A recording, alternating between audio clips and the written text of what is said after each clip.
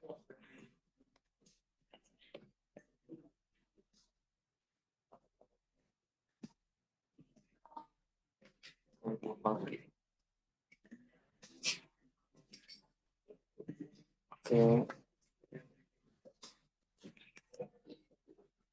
selamat siang semuanya. Kami di sini dari kelompok 5 ingin mempresentasikan perspektif kami mengenai riset pasar modal dengan beranggotakan saya, secara dan Aditya, dan juga ada rekan saya, Dani, dan juga ada Selmi. Oke, next.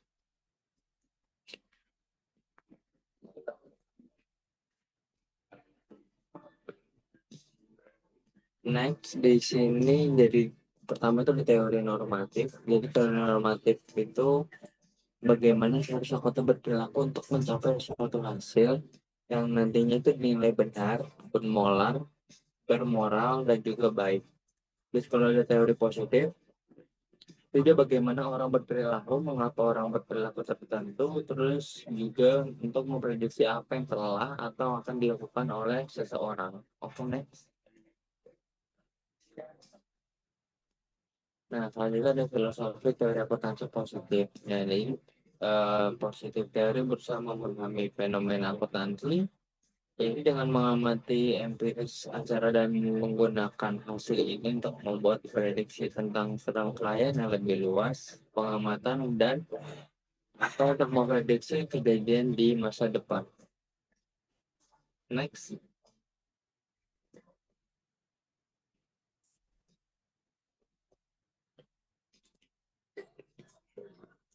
Jadi Watt and Zimmerman ini maunya tujuan dari teori akuntansi positif ini adalah tujuan ini untuk menjelaskan dan juga menolakkan dalam praktik akuntansi di lapangan.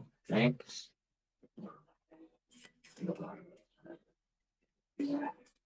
Jadi teori akuntansi positif ini juga memiliki fokus ekonomi dan berupaya menjawabnya seperti pertanyaan seperti yang di kedua ini. Yang pertama itu ada apa biaya dan manfaat menggunakan metode akuntansi alternatif. Yang kedua ini apa biaya dan manfaat regulasi dan akuntansi penetapan standar prosesnya. Yang ketiga ini model penilaian akuntansi mana yang lebih unggul dalam memprediksi harga di masa depan, kembali pendapatan atau arus kasnya. Next.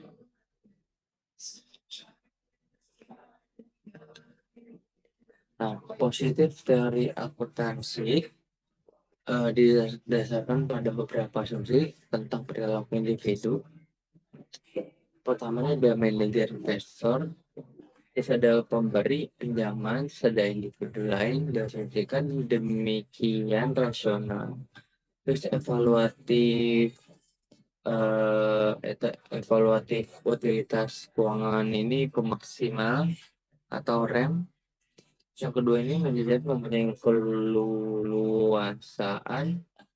keleluasaan untuk memilih kebijakan akuntansi secara langsung dan juga memaksimalkan nilai memakai kegunaan, yaitu kepentingan pribadi atau untuk mengubah pembiayaan investasi dan perusahaan produksi kebijakan secara tidak langsung memaksimalkan kepentingan pribadi mereka.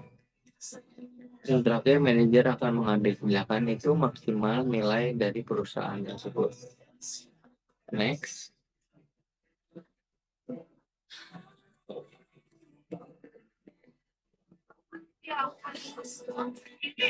Terus selanjutnya ini ada kekuatan teori positif. Jadi yang pertama ini ketidakpuasan terhadap standar preskriptif. Yang kedua ini sebuah teori normatif berdasarkan nilai penilaian, ya, bagaimanapun menghasilkan tak terbantahkan resep meskipun dikembangkan secara logis.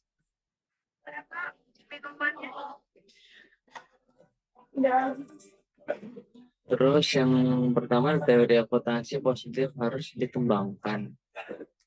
Jadi yang pertama ini bahwa teori harus menghasilkan hipotesis yang mampu diversifikasi melalui pengujian empiris Nah, untuk nantinya itu menjelaskan dan memprediksi aplikasi sejarah dari praktek fondasi daripada sekedar membuat perubahan normatif. Nah, pada kata ini itu mengatasi untuk kebutuhan menyediakan suatu tujuan. Jadi mengingat bahwa tujuannya itu tidak ada, itu adalah a priori yang lebih unggul daripada yang lain. Terus yang terakhir ini untuk menilai kembali prinsip akuntansi berdasarkan biaya historis. Akuntansi nilai wajar belum menyediakan kerangka yang konseptual dan sistematis yang nantinya bisa mendukung dalam teori ini. Oke, next. Ini teori akuntansi. Di sini jadi kerangka ini teori akuntansi positif bahwa itu ada modelnya. Nah, model itu ada 4. Yang model pertama ada accounting numbers, ada firms, ada market, pasar, terus yang terakhir ada analyze problems within an economic framework. Next. Terus di sini ada research. Share the scope of positive accounting theory itu bagi 2, yaitu atas research into accounting and the behavior of capital market. Ini itu mengerucut pada connection between accounting data and reaching reaction of share prices-nya. Yang bawahnya ini ada explain and predict accounting practice across firms, dibagi 2 menjadi ex post dan ex ante. Next. Nah, selanjutnya dari riset pasar modal dan hipotesis pasar efisien. Nah, di sini itu studi yang berupaya ini untuk menentukan dampak dari perilisan informasi akuntansi politik pengembalian keuangan. Terus yaitu penelitian yang mempertimbangkan efek dari perubahan kebijakan akuntansi terhadap harga saham tersebut. Next. Nah, di sini ada riset pasar modal dan hipotesis pasar efisien. Nah, FAMA itu atas nama jadi pasar efisien ini sebagai pasar di mana harganya ini sepenuhnya mencerminkan informasi yang tersedia berdasarkan pada asumsi itu. Nah, jadi ada 3. Yang pertama ini tidak ada biaya transaksi dalam perdagangan sekuritas. Yang kedua ini bisa karena informasi tersedia bebas biaya untuk semua pelaku pasarnya. Terus yang ketiga ini ada kesepakatan mengenai implikasi informasi terkini terhadap arus harga dan distribusi harga di masa depan yang akan datang. Nah, di sini ada information set, yaitu didorong oleh beberapa 3 faktor. Yang pertama ini ada weak form, terus ada semi strong form, terus ada juga yang terakhir itu strong form. Nah, di sini ada riset pasar modal, ada CIMR. CIMR ini adalah penelitian pasar modal, yaitu di dalamnya bicara mengenai penelitian empiris yang menggunakan statistik mengenai perilaku pasar modalnya. Terus yang selanjutnya ada model penerapan harga modal dan juga ada modal pasar tersebut.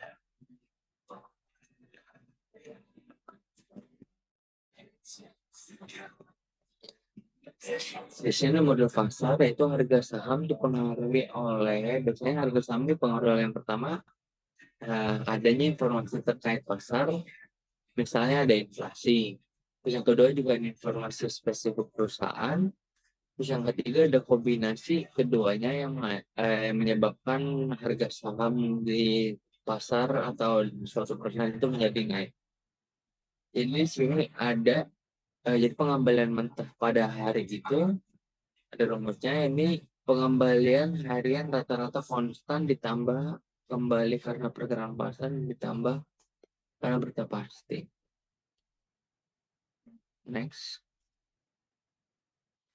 Nah, jadi ini tadi rumusnya di mana RIT itu adalah tingkat pengendalian pasar atau perusahaan I pada periode T. Terus yang bawahnya yang sampingnya ini I itu adalah tingkat pengembalian konstan rata-rata tanpa memperdulikan tingkat pengembalian pada pasarnya. Terus yang beta beta ini beta pada ini ada beta estimasi dari perusahaan I yang merupakan pengukuran sensitivitas terhadap pengembalian menurut pasarnya. Yang keempat ada RMT, ini pengembalian pada pasar secara agregat pada periode T-nya. Terus yang terakhir ya PIT, jadi sisa kesalahan pada periode T. Nah, porsi pengembalian perusahaan I-nya itu merupakan hasil dari peristiwa unik yang ada di perusahaan. Okay, next. Nah, selanjutnya dalam pasar efisien, tingkat pengembalian abnormal tersebut akan rata-rata nol di banyak pasar atau periode. Next. Nah, jadi ada dua penelitian tambahan sebelum data faktor modal dan analisis, yaitu kumulatif average abnormal firm unit return atau FAR untuk menghitung rata-rata firm unit return atau R itu dua, jadi R dan CIR. Next. Nah, selanjutnya rata-rata pengembalian perusahaan. Ini rumusnya ART sama dengan sigma N I bawahnya itu sama dengan 1 PI T dibagi N. N-nya ini ada jumlah perusahaan yang diperiksa dalam bulan tersebut. Next. Nah, selanjutnya ditemukan untuk hasil bulannya itu dengan menjumlahkan sama AR untuk jumlah bulan tertentu. Nah, secara sistematis matematis menggunakan pengamatan selama 18 bulan. Nah, setelah peristiwa tertentu dan 12 hingga hari peristiwa. Nah, kita akan mendapatkan nanti itu seperti rumus yang ada di bawah ini. Okay, next.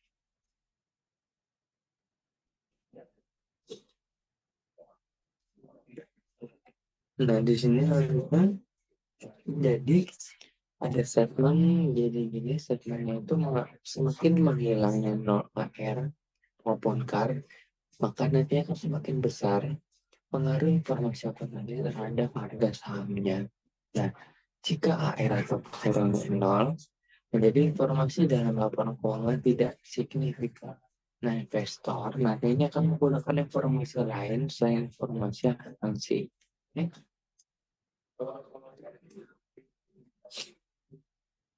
Nah, di sini ada dampak pengumuman laba akuntansi terhadap harga saham. Next.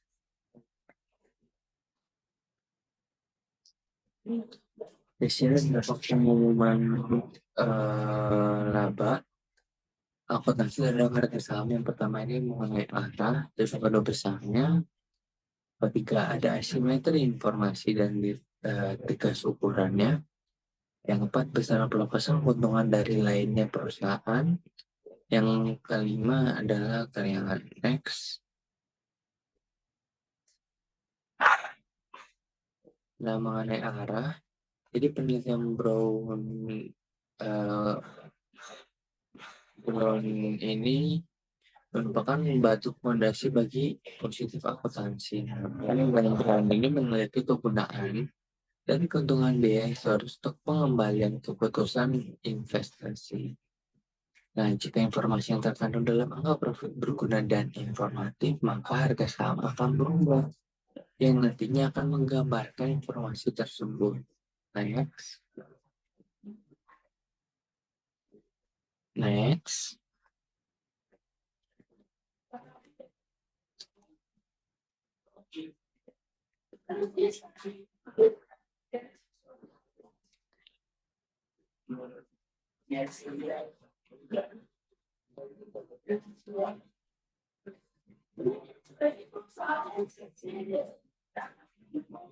Nah, untuk penguntungnya yang tidak terduga ini yang kedua pengumuman yang menguntungkan juga tidak menguntungkan bagi perusahaan. Nah, terus untuk hasil penelitiannya itu nanti akan memuat itu ada informasi yang signifikan dan juga dan potensi bukan nanti itu bukan merupakan satu sumber informasi terkait perusahaan uh, yang untuk perusahaan itu saja. Terus yang ketiga itu ada pasar terlihat konsisten dalam mengantisipasi informasi dalam laporan akuntansinya.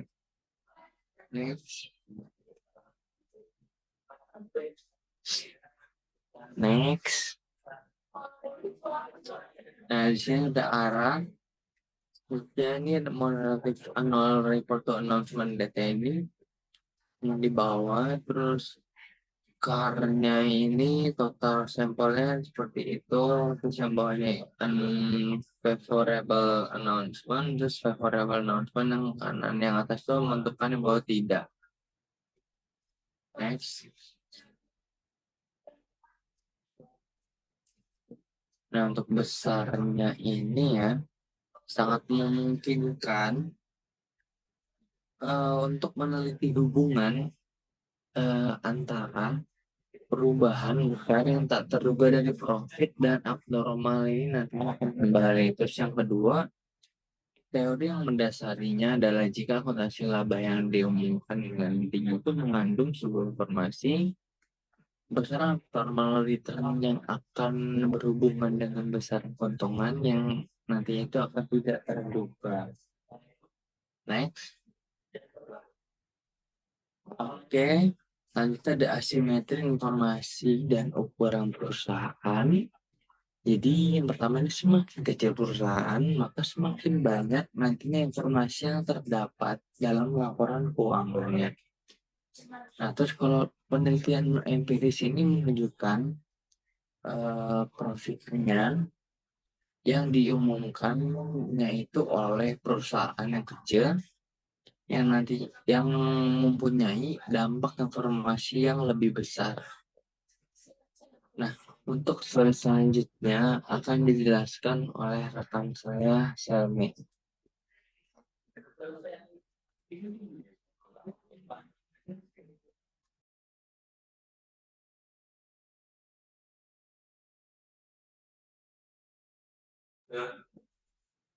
Oke, di sini saya akan menjelaskan besar pelepasan keuntungan dari perusahaan lain.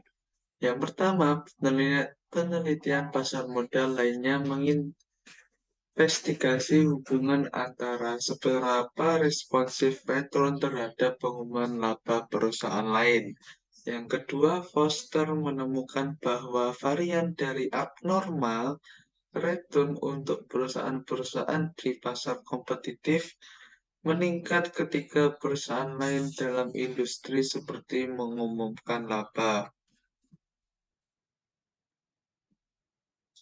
Di sini ada keriangan yang dimana jika pada keuntungan yang diumumkan mengandung suatu informasi, maka bisa diperkirakan perubahan harga saham yang lebih besar terjadi pada saat tanggal pengumuman. Di sini ada studio asosiasi dan koefisien respon pendapatan. Ada penelitian yang mengukur dampak perhitungan akuntansi terhadap harga saham. Tujuan untuk menguji dampak dari variabel akuntansi dan informasi yang lebih luas yang menunjukkan kembali sekuritas dalam jangka panjang. Penentuan nilai perusahaan yang dimana diukur dalam V dikurangi P sama dengan X buka kurung 1 kurangi P dikali VP ditambah G. Faktor-faktor yang dapat mempengaruhi RSI. Definisi RSI, yang dimana koefisien tanggapan laba didefinisikan sebagai efek setiap dolar tidak terduga pendapatan yang terhadap kembali saham. Dan biasanya diukur dengan kecerobohan koefisien dalam regresi tidak normal kembali saham dan tidak terduga penghasilan. Di sini ada faktor-faktor yang mempengaruhi RSI.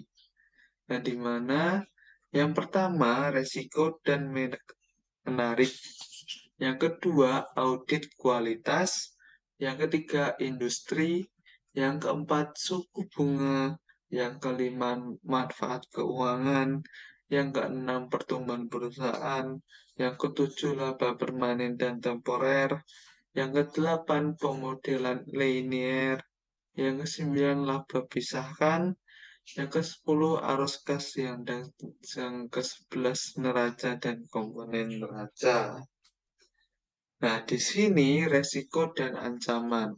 Di sini ada 3 resiko, yang dimana resiko lebih besar, diskonto lebih besar, mengurangi presentasi value profit di masa depan.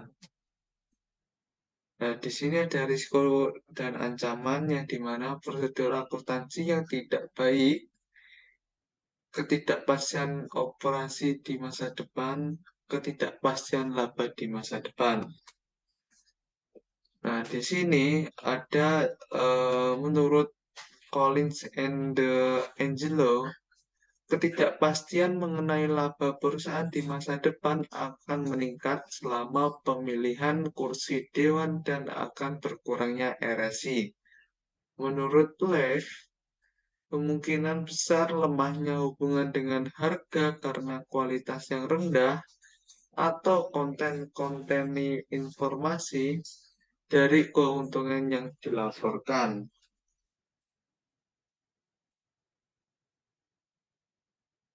Selanjutnya, audit kualitas, yang dimana RSI adalah fungsi dari kredibilitas profit yang dilaporkan.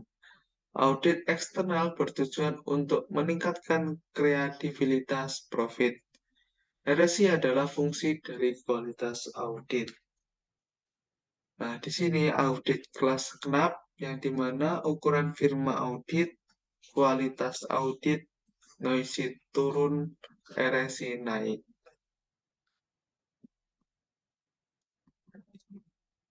Di sini menurut Choi dan Setter, 130 perusahaan listing NYC opini qualified noisy lebih besar pada profit, RSI turun. Di sini menurut industri, perusahaan-perusahaan dalam satu industri memiliki nilai panas yang homogen. Selanjutnya, jenis industri tertentu memiliki nilai resiko tersendiri dan industri dengan resiko terkecil memiliki RSI terbesar. Sini ada suku bunga yang menurut Collins dan Kotari, tingkat bunga bebas resiko naik, presentasi value expected, profit turun, yang selanjutnya RSI turun. Menurut teori bawaan, leverage meningkat menuju ke resiko default meningkat, setelah itu ke explanatory effect profit, kurang dari price rendah, disebut RSI turun. Sini ada utang maksimum yang dimana ada leverage meningkat, utang perusahaan meningkat, sinyal positif, menurunkan biaya modal rata-rata tertimbang, dana internal lebih besar dari kelebihan biaya modal, RSI naik, RSI naik. Nah, di sini ada teori manfaat yang optimal, Stephenson Clark, ada tingkatan leverage yang optimal bagi tiap perusahaan. Leverage meningkat di atas leverage optimal, resiko default return yang diminta investor biaya agensi naik, disebut RSI menurun. Sini ada tegas pertumbuhan yang dimana proyek-proyek exciting dan peluang investing yang selanjutnya menuju ke berpeluang meningkatkan profit di masa datang yang disebut RSI naik. Di sini ada laba permanen dan temporer, di mana pengumuman profit menuju ke investor menganalisa presentasi laba, selanjutnya ke presentasi laba naik, peningkatan permanen dividen naik, disebut RSI naik. Di sini ada pemodelan non-linear orang bebas dan C, yang dimana tidak terduga penghasilan adalah penyimpangan dari median perkiraan analisis. Yang kedua, AKS berbentuk S, yang dimana lebih baik dalam memprediksi tidak terduga penghasilan. Yang ketiga, RSI lebih besar. Di sini ada bibir yang dalam laba memilih laba menuju ke laba kotor, beban umum dan administrasi, beban penyusutan, beban bunga, pajak pendapatan, dan item lainnya, menuju ke tambahan eksploratoria signifikan untuk RSI naik. Di sini ada arus kas bowen, pencuri, dan delay, yang dimana pada order on information, yang dimana profit dan cash flow-nya menyatu. Sini ada other information-nya, yang dimana profitnya itu lebih kecil daripada cash flow. Ya, selanjutnya ada other information, yang dimana profitnya lebih besar daripada cash flow-nya. Di sini neraca dan komponen neraca yang pada lesson bersama dengan keuntungan komponen neraca memberikan penjelasan kekuatan yang lebih tinggi. Di sini ada strategi perdagangan,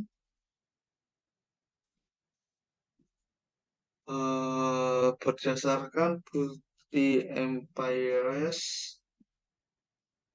Ternyata pasar dapat mempengaruhi data akuntansi.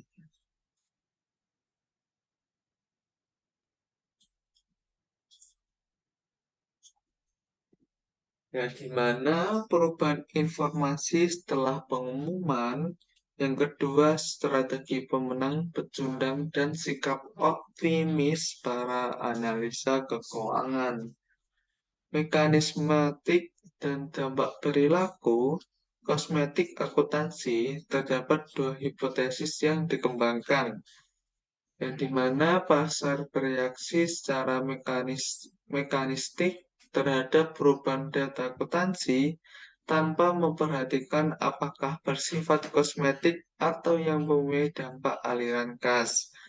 Yang kedua, pasar mengabaikan perubahan pasar yang tidak memberikan pengaruh aliran kas. Selanjutnya yang akan dijelaskan oleh Selmiati.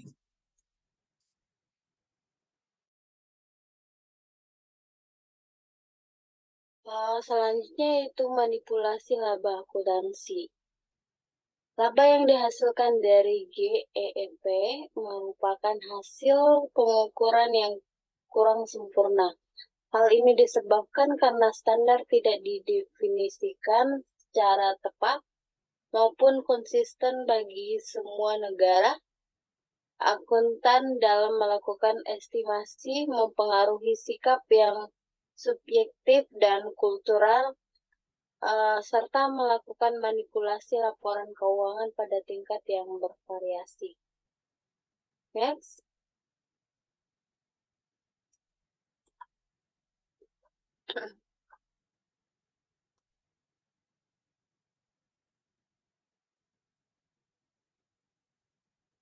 Next.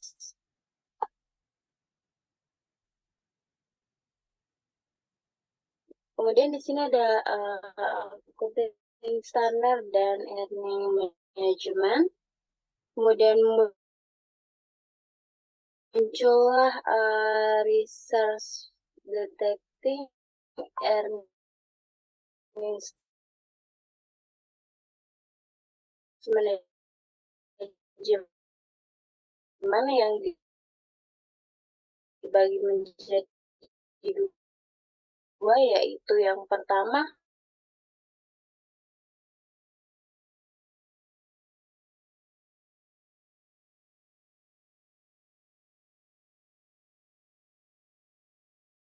tidak.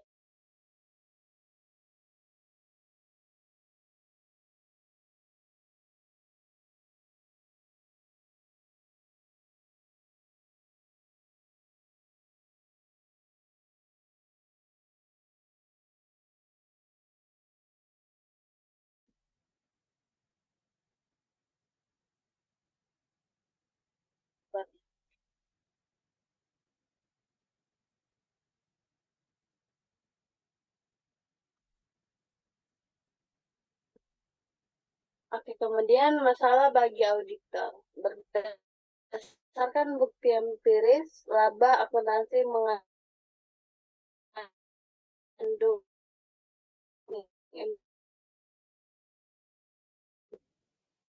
informasi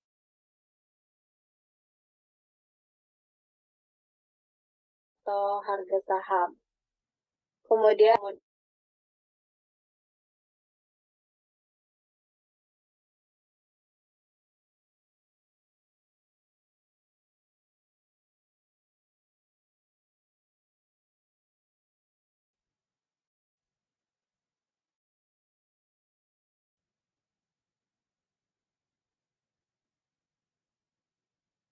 next.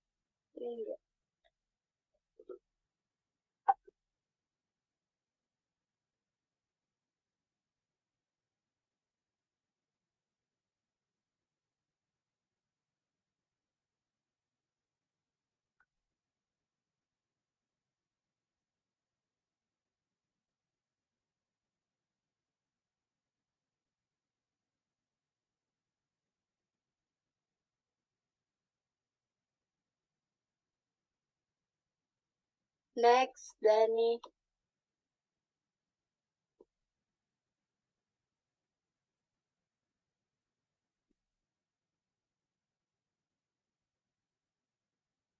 Kemudian PSK 34. Next. Berikut adalah tujuan, yaitu yang pertama mengatur perlakuan akuntansi yang berhubungan dengan kontrak konstruksi. Kemudian yang kedua, permasalahan utamanya yaitu alokasi pendapatan kontrak dan biaya kontrak. Kemudian yang ketiga yaitu kapan pendapatan dan biaya kontrak diakui dalam laporan laba rugi. Next.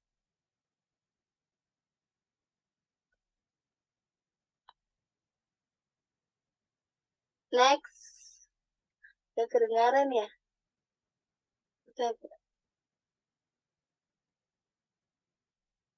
Next.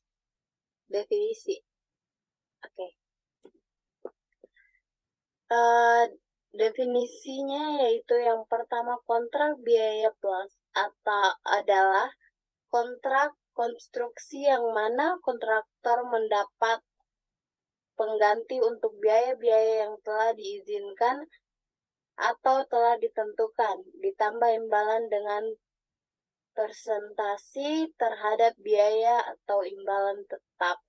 Kemudian yang kedua yaitu kontrak harga tetap adalah kontrak konstruksi dengan syarat bahwa kontraktor telah menyetujui nilai kontrak yang telah ditentukan atau tarif tetap yang telah ditentukan per unit output yang dalam beberapa hal tunduk pada ketentuan-ketentuan kenaikan biaya.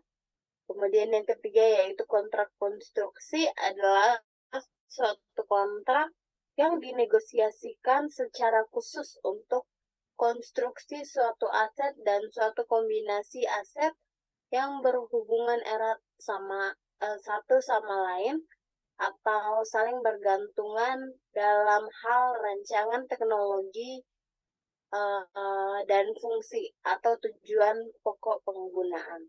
Next.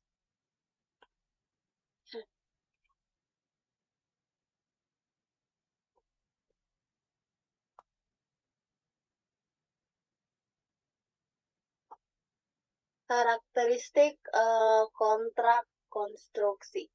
Kontrak konstruksi dapat untuk aset tunggal atau berkaitan dengan sejumlah aset. Kemudian kontrak konstruksi meliputi kontrak konstruksi aset, misalnya pelayanan jasa untuk manajer proyek atau arsitek, dan kontrak untuk penghancuran atau restorasi aset dan restorasi lingkungan setelah penghancuran aset. Kemudian kontrak dapat berbentuk yaitu berbentuk harga tetap dan biaya plus. Next.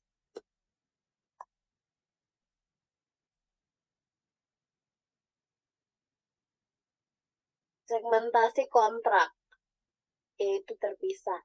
Jika suatu kontrak mencakup sejumlah aset, konstruksi dari setiap aset diperlukan sebagai suatu kontrak konstruksi yang terpisah, yaitu jika pertama itu proposal terpisah telah diajukan untuk setiap aset, kemudian setiap aset telah dinegosiasi secara terpisah serta kontraktor dan pelanggan dapat menerima atau menolak bagian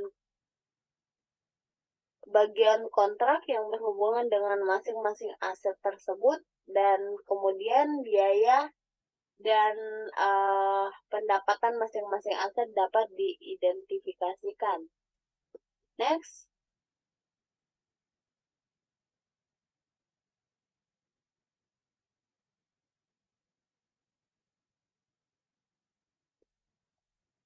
Suatu kelompok kontrak, ini adalah segmentasi kontrak gabungan.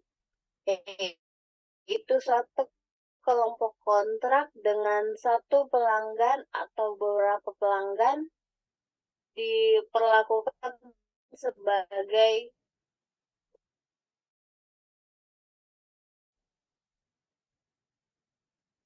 dinegosiasikan sebagai satu paket. Kemudian kontrak-kontrak tersebut berhubungan erat sekali. Sebetulnya kontrak tersebut merupakan bagian dari satu proyek tunggal dengan suatu margin laba, dan kontrak-kontrak tersebut dilaksanakan secara serentak atau secara berkesinambungan. Next.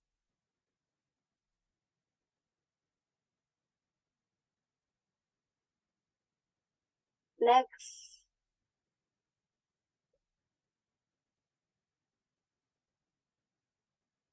Kemudian yang terakhir yaitu segmentasi kontrak tambahan. Suatu kontrak mungkin berisi klausul kontraksi aset tambahan atau permintaan pelanggan. Kemudian konstruksi aset tambahan diperlakukan sebagai suatu kontrak konstruksi terpisah jika aset tambahan tersebut berbeda secara signifikan dalam rancangan, teknologi, atau fungsi dengan aset yang tercakup dalam kontrak semula, atau harga aset tambahan tersebut dinegosiasi tanpa memperhatikan harga kontrak semula. Next.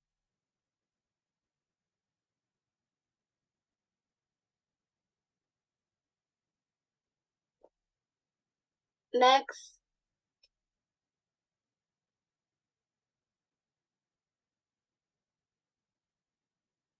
Pendapatan kontrak. Pendapatan kontrak terdiri dari yaitu nilai pendapatan semula yang disetujui dalam kontrak dan penyimpanan dalam pekerjaan kontrak, klaim, dan pembayaran insentif. Yaitu sepanjang hal ini memungkinkan untuk menghasilkan pendapatan dan dapat diukur secara andal. Kemudian next.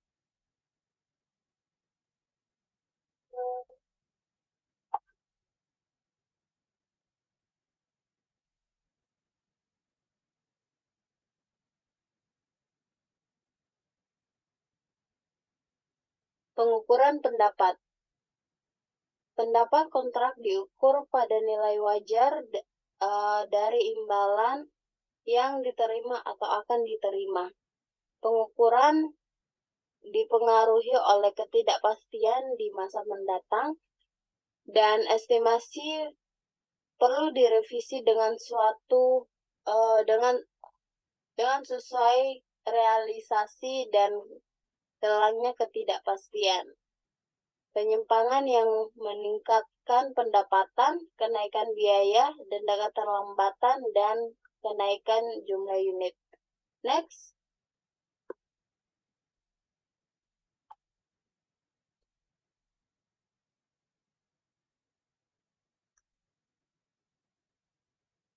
Penyimpangan kontrak. Penyimpangan kontrak ini adalah suatu instruksi yang diberikan pelanggan mengenai perubahan dalam lingkup pekerjaan yang akan dilaksanakan berdasarkan kontrak. Dan penyimpangan dimasukkan ke dalam pendapatan kontrak jika kemungkinan besar pelanggan akan menyetujui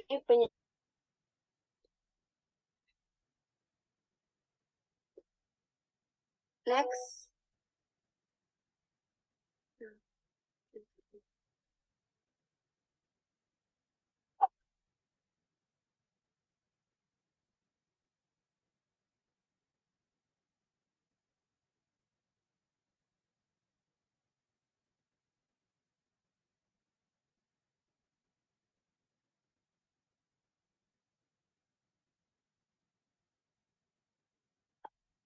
Next. Klaim. Pada klaim ini adalah jumlah yang diminta kontraktor kepada pelanggan atau pihak lain sebagai pengganti untuk biaya-biaya yang tidak termasuk dalam nilai kontrak. Pengukuran pendapatan dari klaim mengandung ketidakpastian dan tergantung pada hasil negosiasi. Klaim dimasukkan ke dalam pendapatan kontrak jika negosiasi telah mencapai tingkat akhir sehingga kemungkinan besar pelanggan akan menerima klaim tersebut dan nilai klaim yang kemungkinan besar akan disetujui oleh pelanggan dan dapat diukur secara andal. Next.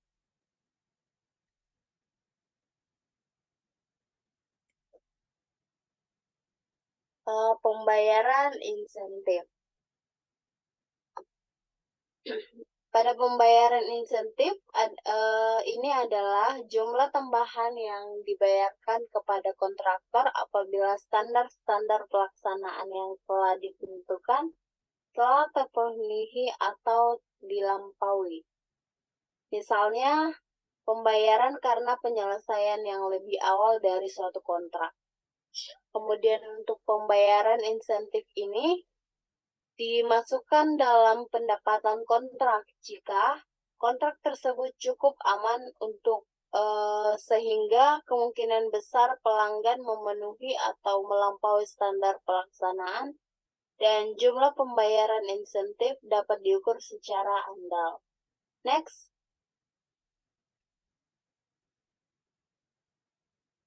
Biaya kontrak suatu kontrak konstruksi terdiri dari biaya yang berhubungan langsung dengan kontrak tertentu yang dapat dikurangi dengan keuntungan insidental yang tidak termasuk pendapatan kontrak, misalnya penjualan sisa bahan. Kemudian biaya yang dapat diatribusikan pada aktivitas kontrak secara umum dan dapat dialokasikan pada kontrak tersebut dan biaya lain yang secara khusus dapat ditagihkan ke pelanggan sesuai kontrak. Next.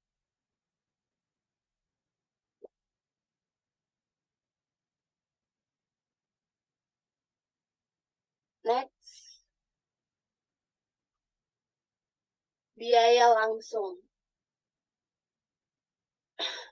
Pada biaya langsung ini yaitu biaya pekerja lapangan yang termasuk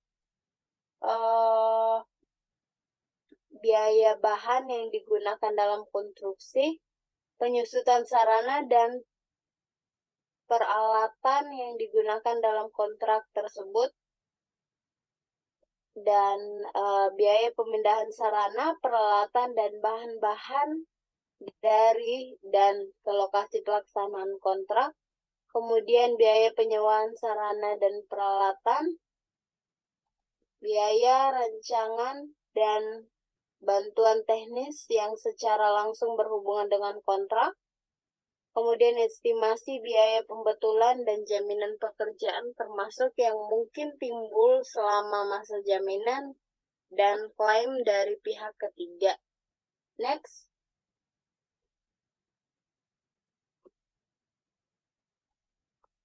Biaya diatribusikan atau dialokasikan. Biaya-biaya yang dapat diatribusikan pada aktivitas kontrak umum dan dapat dialokasikan pada kontrak tertentu yaitu termasuk asuransi. Kemudian biaya rancangan dan bantuan teknis yang tidak secara langsung berhubungan dengan kontrak tertentu dan overhead konstruksi. Kemudian alokasi dengan metode sistematis, rasional, dan diterapkan secara konsisten. Dan alokasi didasarkan pada tingkat aktivitas normal operasi. Next. Biaya lain. Biaya-biaya yang secara spesifik dibebankan kepada pelanggan sesuai dengan persyaratan kontrak dapat mencakup beberapa biaya administrasi umum dan biaya pengembangan yang penggantinya ditentukan dalam persyaratan kontrak. Next.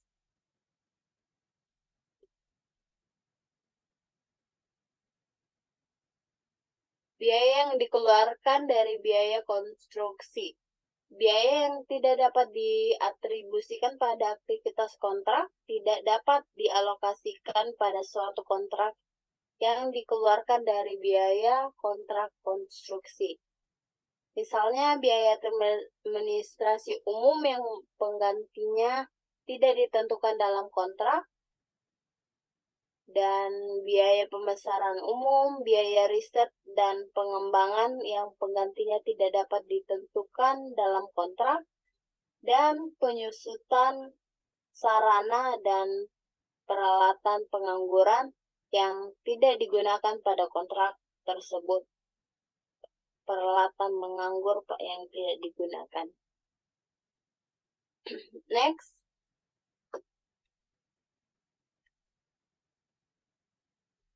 Biaya pada periode sebelumnya.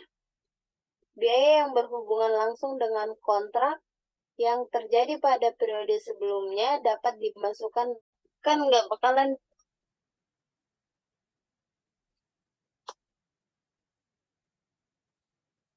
Yo, biaya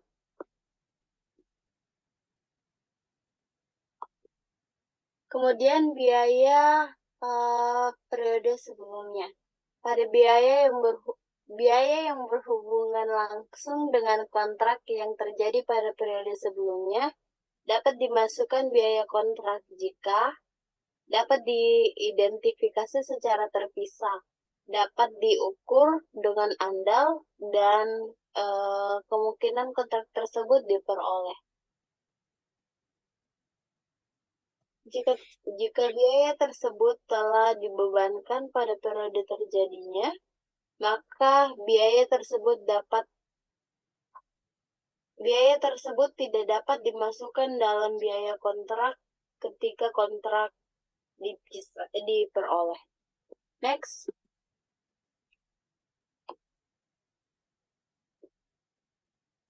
Pengakuan pendapatan dan beban kontrak. Jika hasil kontrak konstruksi dapat diestimasikan secara andal, maka pendapat kontrak dapat dan biaya kontrak yang berhubungan dengan kontrak konstruksi diakui sebagai pendapatan dan beban dengan memperhatikan tahap penyelesaian aktivitas kontrak pada tanggal akhir periode pelaporan. Taksiran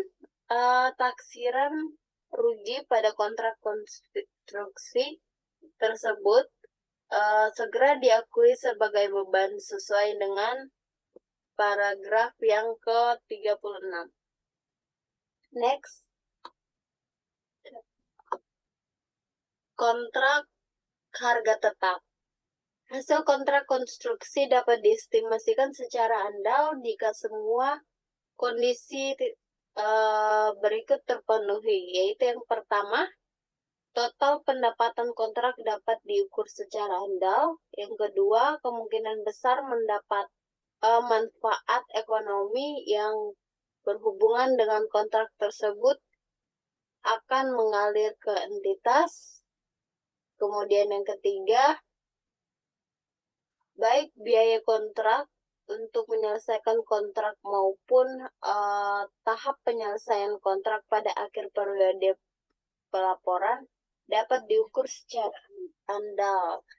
Kemudian yang terakhir atau yang keempat, yaitu biaya kontrak yang dapat diatribusikan pada kontrak dapat diidentifikasikan dengan jelas dan diukur secara andal sehingga biaya kontrak aktual dapat dibanding dengan estimasi sebelumnya. Next.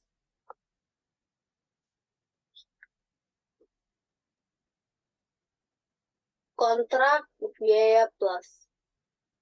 Hasil kontrak konstruksi dapat diestimasikan secara andal jika semua kondisi berikut terpenuhi, yaitu yang pertama, kemungkinan besar manfaat ekonomi yang berhubungan dengan kontrak tersebut akan mengalir ke entitas, dan yang kedua yaitu biaya kontrak yang dapat diatribusikan pada kontrak, seperti dapat ditagihkan atau tidak ke pelanggan, dapat atau tidak dapat ditagihkan ke pelanggan.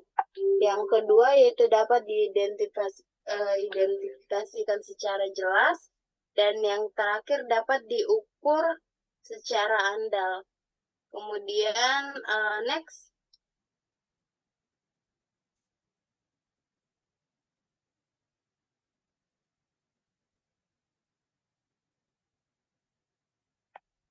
Metode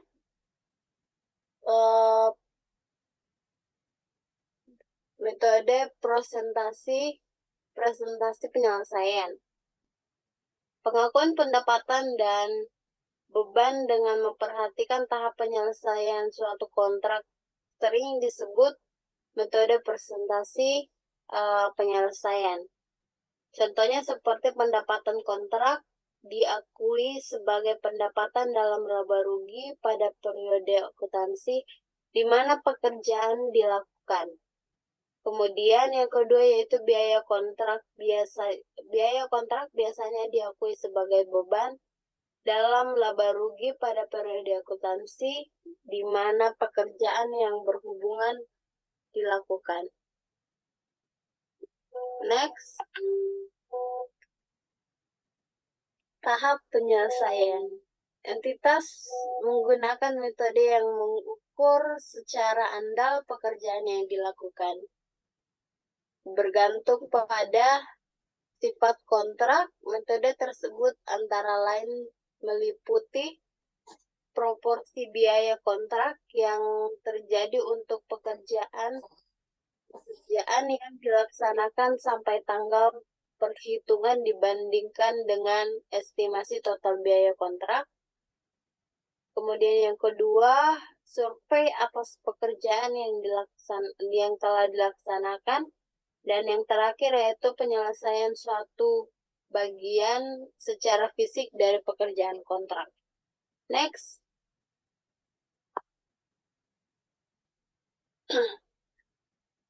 Hasil kontrak yang tidak dapat diestimasi.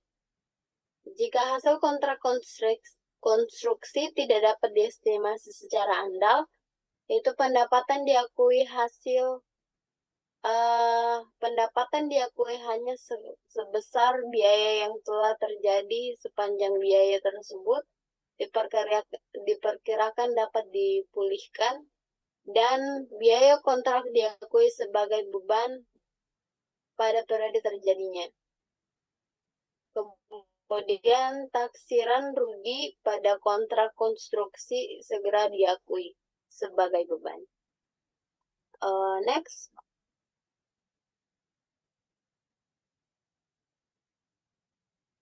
Baik, berikut adalah presentasi kami, kurang lebihnya dimohon maaf. Wassalamualaikum warahmatullahi wabarakatuh.